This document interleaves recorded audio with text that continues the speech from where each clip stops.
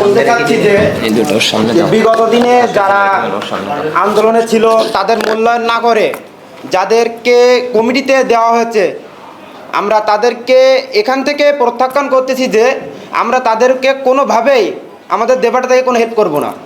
ছাত্রশক্তি এখান থেকে বলে যাচ্ছে, দেবাটা ছাত্রশক্তি, যে যারা ছাত্রশক্তি শ্রমিক শক্তিদেরকে মানে কোনো প্রোগ্রাম করার জন্য যে আর্থিক সহযোগিতা বা যে কোনো সহযোগিতা করতে যারা আগে আসছে তাদের কমিটিতে না রেখে, যারা সহযোগিতা করি নাই, যারা এমনকি জুলাইকে ধারণ করে এমন তাদেরকে কমিটিতে রাখে নাই, এমনকি যারা বিরোধিতা করে তাদেরকে কমিটিতে রাখা হয়েছে।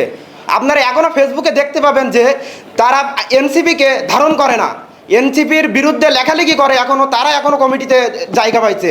আর যারা এনসিপিকে ধারণ করে তারা কমিটিতে জায়গা পায় নাই। আমরা এখান থেকে দেবাটা ছাত্রশক্তি প্রতিবাদ করতেছি, এই কমিটি 72 ঘন্টার ভিতরে বিলুপ্ত করতে হবে, করে নতুন কমিটি দিতে হবে এবং যারা মূলত ত্যাগী তাদেরকে মূল্যায়ন করতে হবে। ধন্যবাদ।